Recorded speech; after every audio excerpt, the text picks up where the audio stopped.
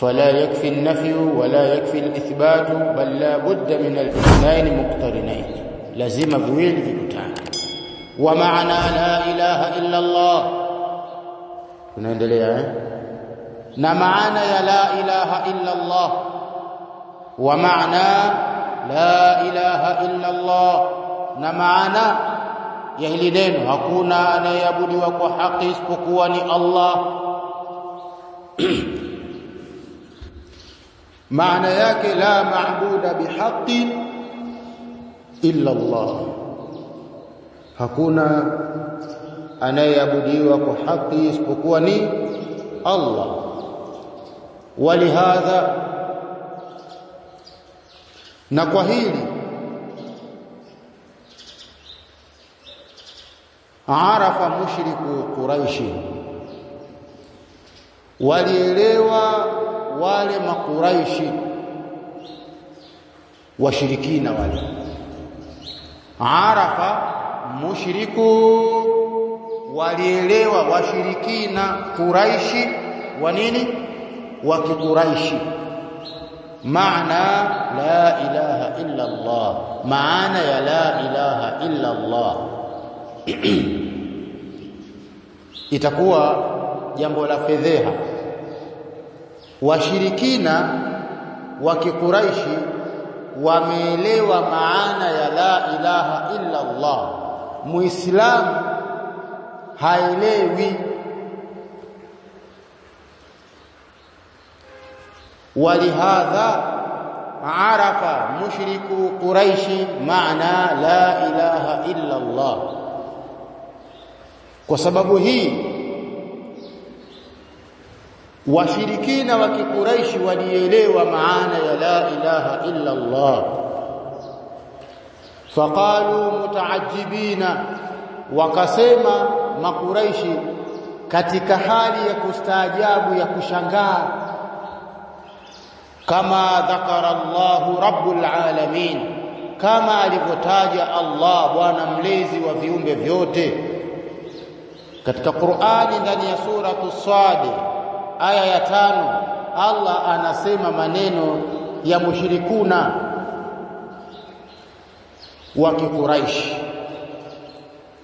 wale makafiri wa Maka walipoambiwa la ilaha illa Allah walisema aj'ala al-alihata ilahan wahida umeona maneno hayo aj'ala al-alihata hivi Muhammad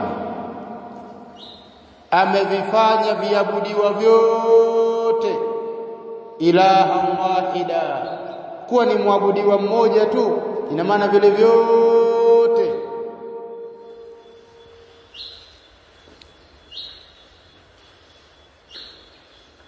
amevikanusha inna hadha la shay'un ujab hakika hili ni jambo la ajabu limekushangaza sana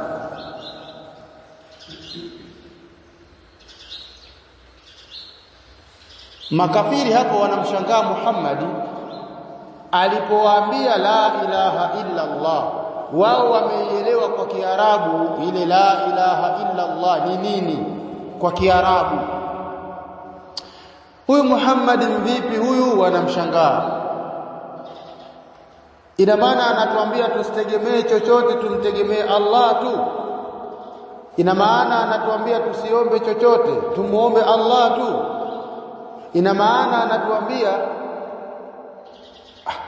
huyu Muhammad vipi huyu aj'ala al-alihata ilahan wahida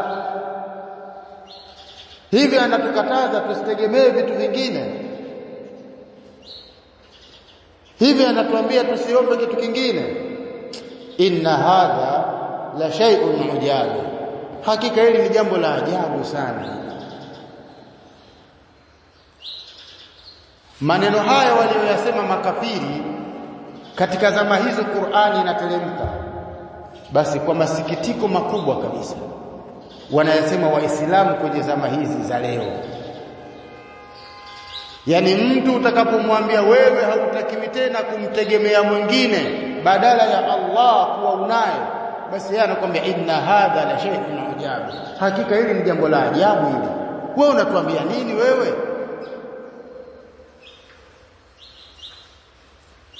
Unapomwambia sasa ondoa hirizi lako kwa vile wewe unaye Allah, anakushangaa.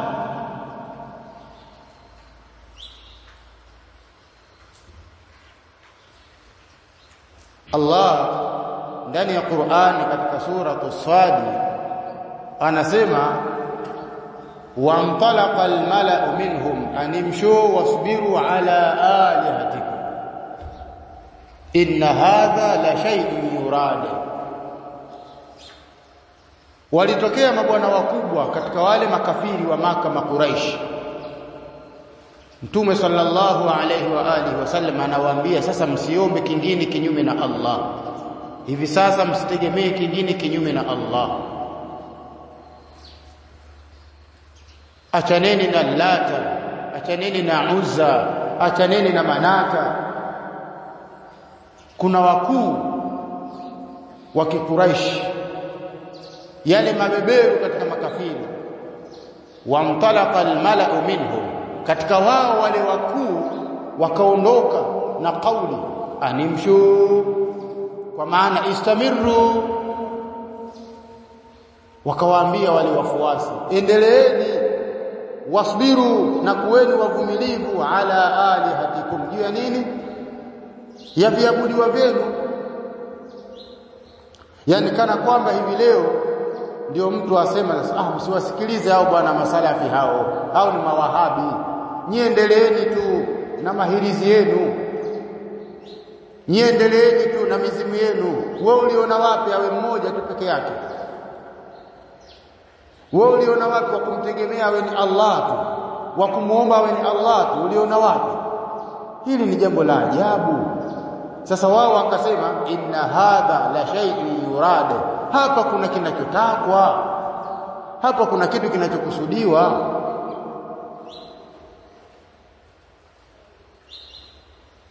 Hiyo ni Qur'ani. Hii aya 5, nenda katika aya 6. Tena ukienda katika aya 7 wasema ma sami'na bihadha fil millati al-akhirah. Wasema si mbona maneno haya ndio yasema haya si hatujawahi kuyasikia kutoka katika hii mila ya mwisho hii. Wanasema baadhi ya wafasiri wanawakusudi hawa manaswara, mbona hatujawasikia wanasema? Wao mushrikuna pale walikuwa hawana kitabu. Kwa hiyo hawa watu waliopewa kitabu, mbona hatujawasikia sisi? Wanataja habari hizi, anakuja kutuambia huyu Muhammad. Hiyo ni Qur'ani inasimulia maneno ya makafiri. Maneno hayo yatoe huko, yarudishe katika zama tunazoishi. Basi wala yaseme kafiri, anayasema Muislamu. Muislamu gani? Asiyejua shahada ya la ilaha illa Allah. Lakini ukimuuliza tarjama, anakuambia maana yake hakuna anayestahili kuabudiwa kwa haki isipokuwa ni Allah, ila maana anajua tarjama, hajui maana.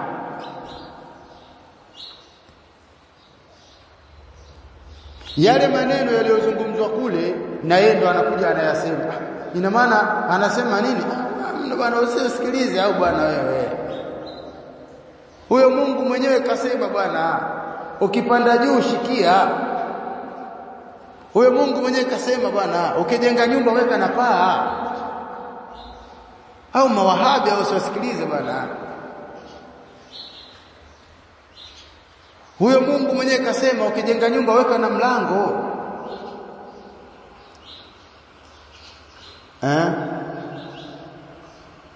Basi kule wamesemaje? In hadha illa ikhtilaf, katika sura As-Sad. Wakawa wale wakuu wanawaambia wale wafuasi wao, in hadha illa ikhtilaf, hakuna chochote, halikuwa hili jambo isipokuwa ni uzushi. Bwana ni mbunifu tu, anabunibuni maneno. Hakuna cha kuabudiwa mmoja, hakuna cha kutegemewa mmoja, hakuna cha kuombwa mmoja, wala hakuna cha kuchinjiwa mmoja, wala hakuna chochote. Haya ni mambo ya ajabu haya, si mbona hatujasikia haya? Basi na Muislamu hivi leo anakuja na sera utadhani zile ambazo zimenukuliwa kutoka kwa makafiri katika sura Sad. Na yeye ndio Muislamu anasema hivyo hivyo. Mbona hatujawasikia wale baba zetu wa nyuma wanaongea haya?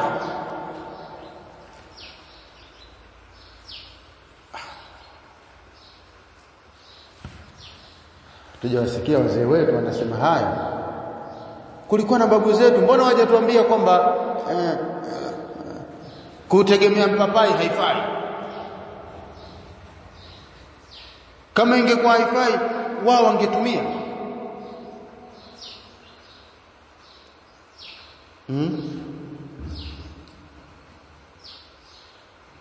Kwa hiyo hawa wa leo ndio wamesoma sana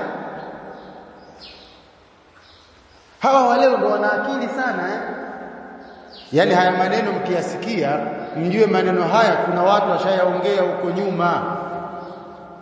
Tena watu wenyewe ni makafiri. Pindi wanapofikishiwa kwamba mnatakiwa mbaki na Allah tu. Kwa hiyo Muislamu anatakiwa aelewe zaidi maana ya la ilaha illa Allah kuliko walivyoelewa wale makafiri. Sasa makafiri walielewa, kwa sababu hii inakataza vitu vingine, wakasema aj'ala al-alihata ilahan wahida. Hivi amefanya vitegemewa vyote visitegemewe, bali ategemewe mmoja tu. Inna hadha la shay'un ujabe, hakika hili ni jambo la ajabu sana. Ni vipi tumtegemee mmoja? Wa illa fahum ya'lamuna. Na ukiachana na hili jambo la kwamba wao hawakutaka tu kubaki na Allah peke yake, ukiachana na jambo hilo, wao wanajua, fahum ya'lamuna anna Allah huwa al-khallaqul azim. Wao wanajua kwamba Allah subhanahu wa ta'ala yeye ndo nini? Muumbaji mkubwa kabisa.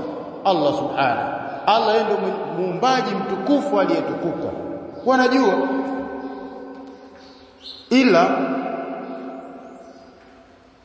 tatizo lao wao kama tunavyoona sisi shida. Sasa vipi nibaki na Allah tu peke yake, si nichukue na vitu vingine vitakuwa vinanisaidia katika ulinzi,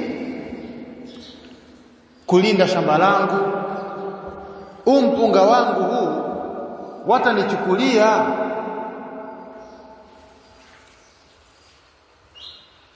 Basi ngoja nitafute na vitu vingine hivi. Sawa, Allah yupo, lakini na vitu vingine vitakuwa vinasaidia ulinzi hivi. Hili ndio jambo ambalo walikuwa nalo makafiri.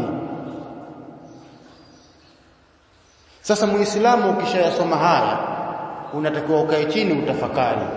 Kama mimi pia ninachukua kitu naweka shambani, nakifanya kitu hiki pia kinalinda, na Allah pia niko naye. Na hao makafiri walikuwa hivyo hivyo, wanamchukua Lata, Allah yuko naye, lakini na Lata wamemchukua wamemweka pembeni. Kwani utofauti wetu uko sehemu gani? Ukae peke yako chumbani ujiulize kwamba hiyo tauhidi yangu mimi ya kumfanya Allah peke yake ndio nomtegemea iko wapi, na hilo ambalo walolifanya makafiri Maka mpaka akateremshwa mtume kuja kuwaambia wasifanye hivyo, utofauti na mimi uko sehemu gani? Yani ndio wewe mwenyewe utajiposition, utajijua kwamba wewe ukae wapi. Sasa kwanza ujue kwamba makafiri walikuwa wanajua kwamba Allah ndio anayeumba. Hili kwanza ulijue, maana inawezekana ikawa wewe unajivunia kwamba unajua mimi tofauti na Abu Lahabi, mimi naamini kwamba Allah ndo anayeumba. Mawazo hayo ondoa. Hata Abu Lahabi anaamini hivyo kwamba anayeumba ni Allah. Ukafiri kaupata wapi? Iweje awe peke yake kwenye kutegemewa? Na sisi tuna vitu hivi tunaweka hapa, tunaweka hapa, tunaweka hapa. Unatuambia Muhammad tuondoe, vipi? Ndio ukafiri uko hapo. Sasa sehemu hiyo, rudi katika maisha yako wewe halisi, uhalisia wa maisha yako. Hivi vitu unavyo huna? Afu kishapata jawabu, kalinganishe na wale wa kule. ndio utamjua mshirikina ni mtu gani na mtu wa tauhidi ni mtu gani. Fahum ya'lamuna anna Allah azza wa jalla, basi wao mushrikuna wa Maka alopigana nao mtume, aliogombana na mtume, waliomfukuza mtume, wanaelewa anna Allah huwa al-khallaqul azim, kwa Allah yeye ndiye muumbaji, wa huwa ar-razzaqul karim, na wanajua kwamba yeye Allah ndiye mwenye kutoa riziki mtukufu. Usije ukasema unajua tofauti yangu mimi na Abu Jahal, yeye alikuwa juu kwamba anayetoa riziki ni Allah, yeye alikuwa anafikiri anayetoa riziki ni Lata. Uongo. Abu Jahal wala hajafikiria hivyo, wala hakuwa na mawazo hayo. Ukijua shiriki ya makafiri wa Maka, na wewe ushirikina utajua kwamba kumbe hiki ninachokifanya mimi ndio shiriki yenyewe, kumbe hiki ndio kinachokatazwa, kumbe huyo mtume ndio kaja kupinga hiki. Kwanza lazima ujue. Kwa hapa ndo kwenye tatizo. Kama qala rabbuna tabaraka wa taala, kama alivyosema Mola wetu mlezi aliyetakasika na kutukuka, fi kitabihi alkarim, ndani ya kitabu chake kitukufu.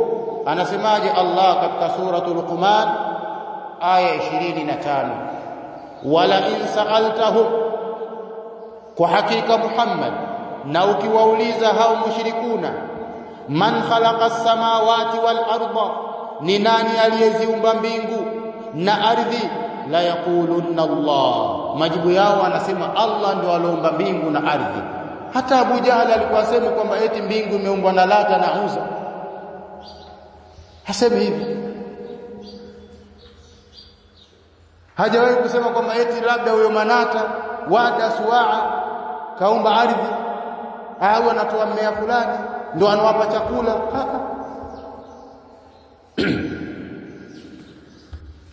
Mawazo yao wanajua kwamba kuna Allah, yupo Allah mwenyewe yupo. Hawa makafiri wanasema Allah mwenyewe yupo, lakini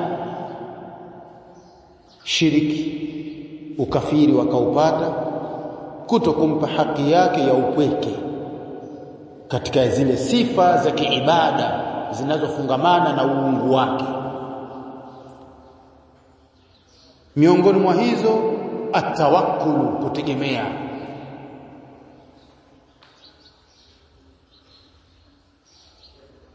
Kwa hiyo tukishaelewa hivi, tukitokana kwenye kikao cha ilmu ya tauhidi, tunaenda sasa kuondoa kila tunachokitegemea kilichokuwa kinyume na Allah subhanahu wa ta'ala. Kumbe kufuru yenyewe kumbe ndio iko hapa, kuwa na kingine unachokitegemea.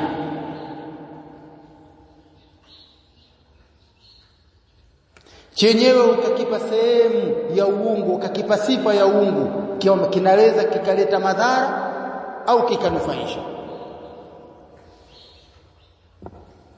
Hiyo ni kazi ya Allah subhanahu wa ta'ala, na hiyo ndio tauhidi, kumpwekesha Allah, kumfanya peke yake kwamba Allah yeye ndiye mwenye kunufaisha na Allah yeye ndiye mwenye kudhuru. Madhara yanaletwa na Allah na manufaa yanaletwa na Allah. Sawa sawa, iwe katika maisha yako na familia yako, iwe katika maendeleo yako, iwe katika afya na mambo mengine yanayokuzunguka. Yote haya yanasimamiwa na Allah. Allah katuruhusu kufanya sababu, na hizo sababu zipo za kisharia na zipo za haramu.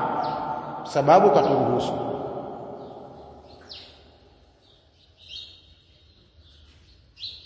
Wa kumtegemea ni yeye. Sasa hii sababu usifanye haramu pia ukataka kupita mlango huo. Mimi sitegemei hiki, ila hii ni sababu tu. Hiyo sababu kuna ya halali na ya haramu. Kama tunavyoona Allah akatuambia tumtegemee hata katika kutafuta kwetu riziki. lakini kaweka sababu. Hizo sababu kuna zilizoruhusiwa na zilizoharamishwa. Kwa hiyo usiseme kwamba mimi namtegemea Allah sawa, ukapita kwenye sababu za haramu. Mtegemee Allah, upite kwenye sababu za halali. Fakanu ya'lamuna ma'na la ilaha illa Allah, basi wakawa wale makafiri pale Makka wanajua maana ya la ilaha illa Allah. Fakanu, basi walikuwa ya'lamuna ma'na la ilaha illa Allah, wanajua maana ya la ilaha illa Allah. Walidhalika, na kwa sababu ya huko kujua, lam yakuluha, hawakulisema hilo neno. Mmeelewa?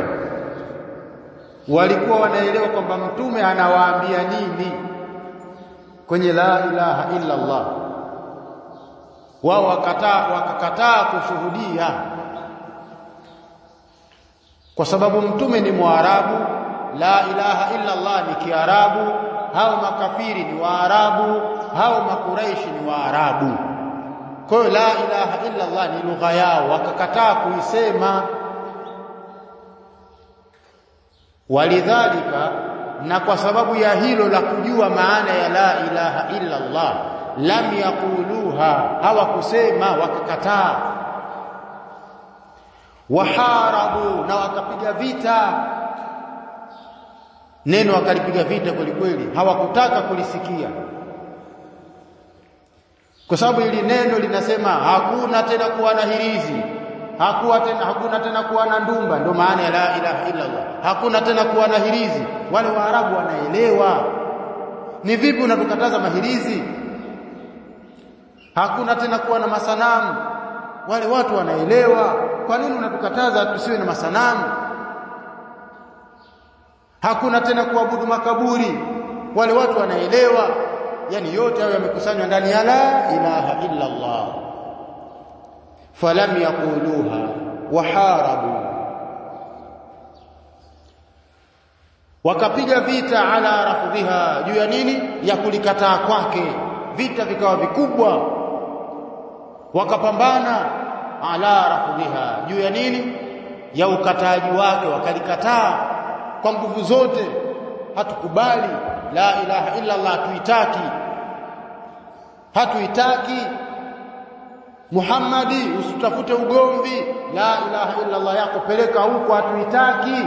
Vipi inatukataza mahirizi yetu? Vipi inatukataza kuabudia makaburi? Inna hadha la shay'un ajabu, hili ni jambo la ajabu. Mbona tuletea vituko wewe Muhammadi? Walielewa. Cha ajabu, Muislamu anatamka shahada, yeye haelewi. Yeye amenang'ania tu, hakuna anayeabudu kwa haki isipokuwa Allah. Kuabudu kwenyewe ni nini?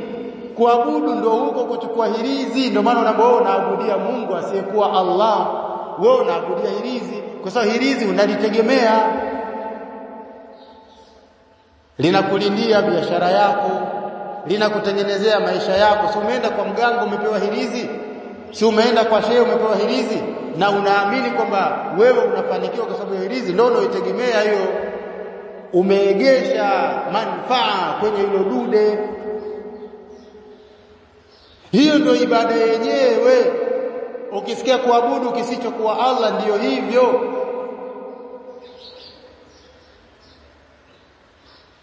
Allahu almusta'an. Kwa Muislamu anayetamka shahada hajui maana ya la ilaha illa Allah. Muarabu kafiri kajua maana ya la ilaha illa Allah, akakataa kusema. Sio kama kakataa kiujinga, amekataa kwa elimu. Yani amekataa hali ya kuwa anajua. Kwa nini nakataa? Nakataa kwa sababu hili neno linanibana, linanifanya niwe na Allah tu, linaniamrisha tauhidi. Tauhidi ni kupwekesha, kukifanya kitu kimoja peke yake kwenye majambo. Akakataa Mwarabu bwana akakataa.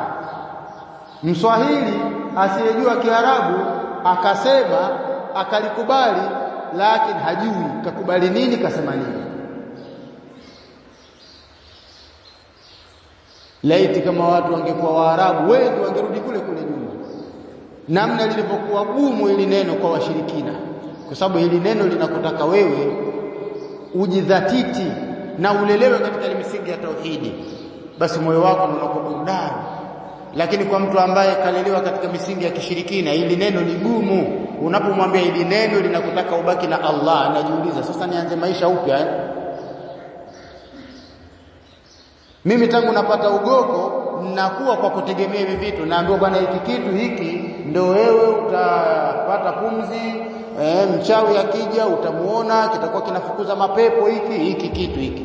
Kwa hiyo leo sasa uanze kunipa maisha mengine mapya, hiki kitu nikakichome moto, nikakitupe baharini, sije nikakitupe, nianze sasa kuishi mimi na Allah ambaye simuoni.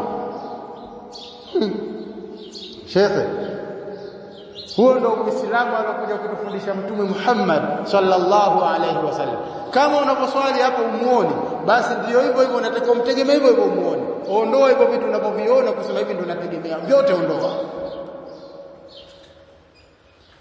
Je, unapomfungia hiyo Ramadhani unaiona huyo Allah mwenyewe unamuona, mbona unamfungia unakaa na njaa? Basi kama umeweza hivyo, na hayo mengine pia unatakiwa hivyo hivyo uweze. Ndio Uislamu wenyewe huo. Allah bwana haonekani, lakini unatakiwa uamini kwamba ndo ananilinda hivyo hivyo. Sasa wewe unataka ulale na lilizi lako linapumua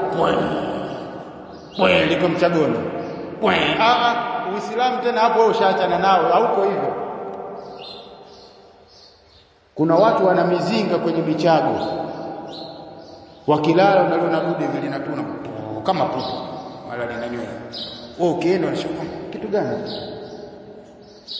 Yeye sasa hapo ndo anavuta shuka vizuri, yani hapo ndio kumurwa ulinzi. Ulinzi huo hakuna. Wewe ukishasema bwana unamwabudu Allah, Mola wako ni Allah, sifa yake haonekani na anakulinda hivyo hivyo haonekani. Huo ndio Uislamu aliyofundisha Mtume sallallahu alaihi wasallam. Sasa huu ni mgumu kama mtu hajakuwa nao utotoni. Huu Uislamu ni mgumu kama mtu hajakuwa nao utotoni. Akitoka huko katika Uislamu huo wa majaka, umwambie sasa wewe bwana ubadilishe mfumo huo unaoishi nao, sio Uislamu. Muislamu anabaki na Allah tu basi. Hakuna kujifunga makamba mashingoni wala miguuni wala mikononi, ukawa unategemea mahirizi yako mikononi. Kuna watu namna tulivyolelewa sisi, utamkuta kwamba mtoto mdogo ana makamba shingoni, anakwambia ndio anamfanya atembee. Wewe toka lini hilo lidude likamfanya mtoto atembee? Wewe wapi? Lakini ndio Muislamu, mtoto mdogo kabebeshwa libegi lina kamba lake linaning'inia kifuani, anaambiwa hii ni hirizi. Hirizi ya nini hii? Dawa ya nini? Ndo husda. Kwa hiyo dude ndo linalinda au nini? Allahu almusta'an. Kwa hiyo watoto wa Kiislamu hawafungwi makamba, hawafungwi kiunoni wala hawafungwi mguuni wala hawafungwi shingoni, kwamba eti ni ulinzi. Masudi mtoto atatembea haraka kwa sababu kwanza akili ya kawaida, yani hilo kamba ulomfunga mkononi mtoto anatembea haraka, yani hilo kamba linafanyaje? Kile kitambaa ulichofunga vifundo ukamfunga miguuni, unasema ndo atatembea haraka, hilo kamba linafanyaje? Hiko kitambaa umeweka nayo midude yako, ndio nini? Kwa hata akili ya kawaida tu kusema hapa mimi kuna vitu ninavyovitegemea kinyume na Allah, yani hayaji, mawazo hayo hayaji. Lakini hivi ndivyo tulivyolelewa. Sasa Uislamu unatutoa huko. Uislamu unatutoa huko.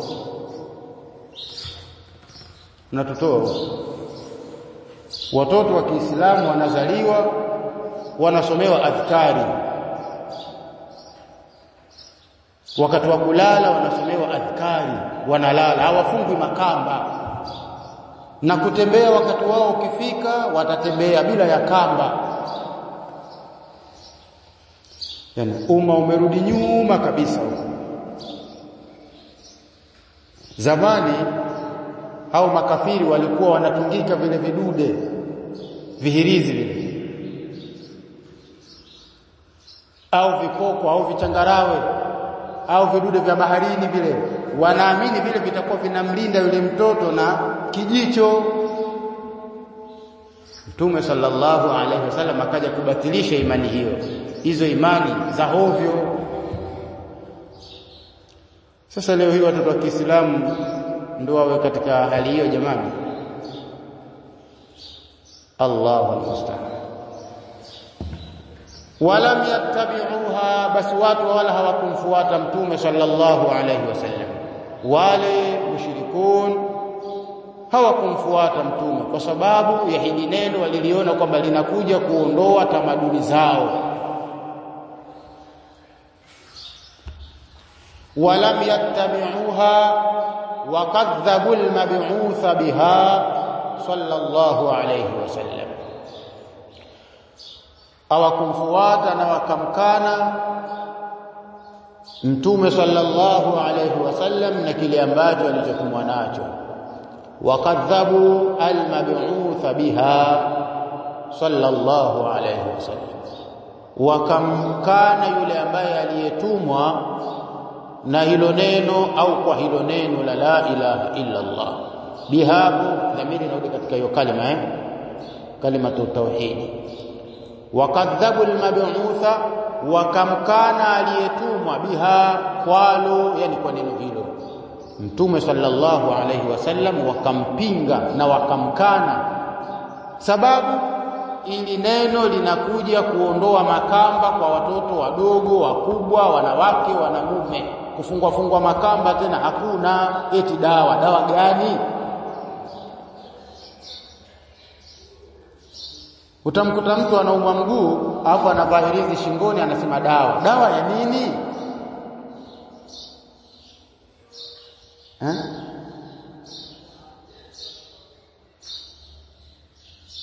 Mtu kajikwaa kisiki, kajichana, kikapatikana kidonda, kaenda hospitali, kidonda bwana hakiponi. Anasema hapa nimepigwa chuma. Sasa kama umepigwa chuma, ngoja tukutibu, tunakupa hirizi, unafunga, unavaa shingoni. Kidonda kipo kwenye mguu, lihirizi umelivaa shingoni, unaambiwa dawa ya nini? Yani kuna mafungamano gani kidonda chako na hilo libegi la shingoni?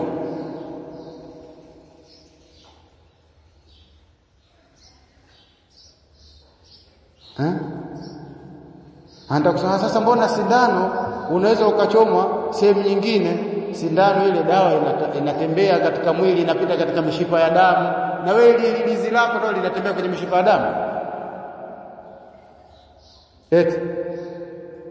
Sheikh Muhammad, si tunayajua, mbona tujibiane jamani? Sheikh Musa, yani ile hirizi nalo linatembea kwenye mishipa ya damu? Kwa sababu wenyewe washirikina watakwambia, sasa kama ndio hivyo, mbona kidonda kipo katika nyayo, unameza huku kidonge, unameza kinywani, uweki huku, sema kwamba wewe unameza tena kile kidonge kinatembea mwilini, kinasambaa. Wewe tuambie hilo hirizi lako nalo linafanyaje?